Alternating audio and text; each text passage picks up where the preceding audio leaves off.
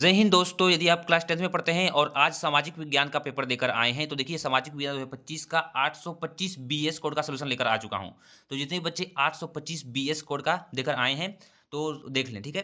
825 BAS आपका code है और पहली बार इस कोड का पेपर बना है। तो चलिए देखते हैं इसका सॉल्यूशन, ठीक है।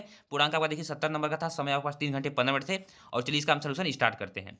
यहाँ पे देखिए सबसे पहला क्वेश्चन क्या था आप लोगों का, बहुविकल्पी। वहां पे हम पूछते हैं फ्रांस की क्रांति कब हुई थी, और इसको मैंने बिल्कुल सुबह वाली वीडियो में सबसे पहली बार यही कराया था कि फ्रांस की क्रांति कब हुई थी। तो 1789 में, ठीक है। 1789 में फ्रांस की क्रांति हुई थी। आपको आई होप आपने बी वाला ऑप्शन टिक किया होगा, ठीक है। इसके बाद देखिए दूसरा प्रश्न क्या था कि जर्मनी के एकीकरण के जनक कौन थे। तो जर्मनी के एकीकरण के जनक आपके ऑटोमन बिस्मार्क थे। कौन थे? ऑटोमन बिस्मार्क आपके बिल्कुल राइट ऑप्शन है, ऑटोमन बिस्मार्क, ठीक है।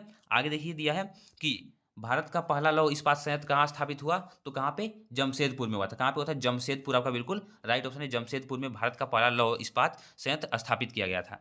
फिर देखिए अंतर्राष्ट्रीय विश्व बैंक की स्थापना कब की गई। तो अंतर्राष्ट्रीय विश्व बैंक की स्थापना कब की गई थी। तो आप लोग देखिए आपका चौथा प्रश्न है, तो आपका डी वाला ऑप्शन यानी कि 1944 में। कब की गई थी? 1944 में आपका बिल्कुल राइट ऑप्शन है, ठीक है। पांचवा है कि विश्व में आर्थिक महामंदी कब आई थी। तो इसको भी देखिए मैंने सुबह में कराया था, 1929 में। आपका बिल्कुल राइट ऑप्शन है, आर्थिक महामंदी 1929 में आई थी, ठीक है। अब चलिए इसके आगे हम देखते हैं। आगे आपका दिया है कि कार्नला किस देश से संबंधित है। कार्नला क्या जर्मनी से, कि संयुक्त राष्ट्र अमेरिका से, कि फ्रांस से, कि ब्रिटेन से। तो देखिए जो कार्नला है आपका ब्रिटेन से संबंधित है। ब्रिटेन देश से संबंधित है आपका कार्नला, ठीक है। इसके बाद देखिए सातवां प्रश्न है कि हिंदी है। हिंदी क्या है? तो हिंदी को राजभाषा यानी राजभाषा की दर्जा दी गई है। राजभाषा की, किसकी? राजभाषा की दर्जा दी गई है। आपकी हिंदी क्या है? राजभाषा है, ठीक है, राजभाषा। अब यहाँ पे देखिए आठवां प्रश्न है कि जन संघ की स्थापना हुई थी।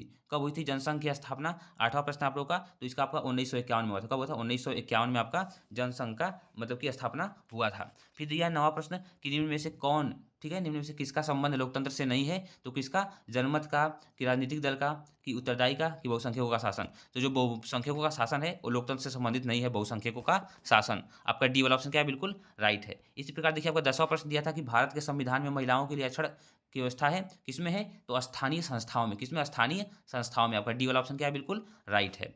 चलिए इसके बाद हम देखते हैं 11वां नंबर प्रश्न दिया था कि निम्न में से कौन सा आर्थिक विकास का लक्ष्य है। क्या रोजगार, या फिर उपभोग में वृद्धि, स्वतंत्रता, या फिर इनमें से सभी। तो कौन है आप लोग का जो 11वां है उसका आपका इनमें से सभी, यानी क्या है? इनमें से सभी। आपका बिल्कुल राइट ऑप्शन है डी वाला, ठीक है।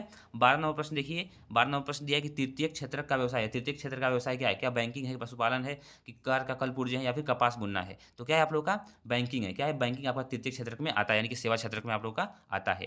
13वां नंबर प्रश्न दिया था कि निम्नलिखित में से कौन अनौपचारिक साख का नियंत्रित करता है। कौन करता है अनौपचारिक साख को नियंत्रित? अनौपचारिक साख जो औपचारिक नहीं है, ठीक है, इनमें से कौन करता है। तो देखिए इनमें से आपका कौन सा हो जाएगा? इनमें से कोई नहीं। आपका बिल्कुल राइट हो जाएगा इसमें, ठीक है। 14 नंबर प्रश्न दिया है कि निम्नलिखित में से कौन अंतर्राष्ट्रीय व्यापार का अवरोधक है। अंतर्राष्ट्रीय व्यापार का। तो ए एंड बी दोनों क्या है? ए एंड बी आपका दोनों बिल्कुल राइट है, सही है, ठीक है। अब देखिए 15 नंबर क्वेश्चन दिया है कि उपभोक्ता के शोषण के रूप है, ठीक है। उपभोक्ता के शोषण का रूप क्या है? तो मिलावटू वस्तु। क्या है? मिलावटू वस्तु, ठीक है। और अनुचित कीमत लेना, ये भी सही है। कम वजन तौलना, ये भी सही है। यानी कि कौन सा सही है आपका? डी वाला ऑप्शन, यानी कि इनमें से सभी आपका क्या हो जाएगा? बिल्कुल राइट हो जाएगा।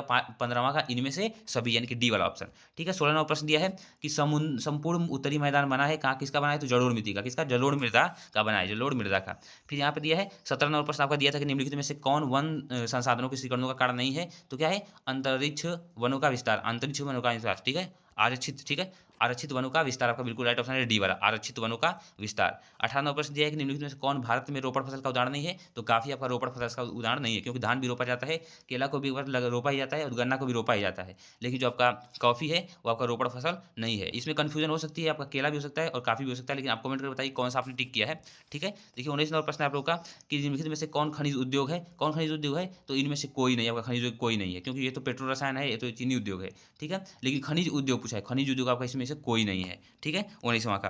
अब यहाँ पे देखिए 20वां प्रश्न दिया आप लोग का स्वर्णिम चतुर्भुज योजना किससे संबंधित है। तो महाराजमार्ग विकास से। किससे? महाराजमार्ग विकास से, क्योंकि जो आपका सड़क परिवहन है उससे संबंधित है, यानी कि जो आपका महाराजमार्ग है इससे संबंधित है। देखिए अब आगे आपको कैसे प्रश्न दिए गए थे। आगे देखिए जो मैंने बताया था बिल्कुल सुबह को भी, अनौपचारिक शाख और औपचारिक शाख, अर्थव्यवस्था का भी मैंने बताया था। और यहाँ पे देखिए वन संरक्षण, पूरा वन संरक्षण मैंने आपको दिखाया दिखाया बताया था। पूरा पूरा एकदम सेम सेम प्रश्न आपको देखने को मिला होगा। और देखिए कितने सारे प्रश्न मेरे बताए हुए फंसे थे, बिल्कुल सेम डिक्टो वही प्रश्न फंस गए थे। तो चलिए मिलते हैं हम नेक्स्ट वीडियो में। अब आप लोग का रिजल्ट कब आएगा इसके बारे में बताएंगे आप लोगों को।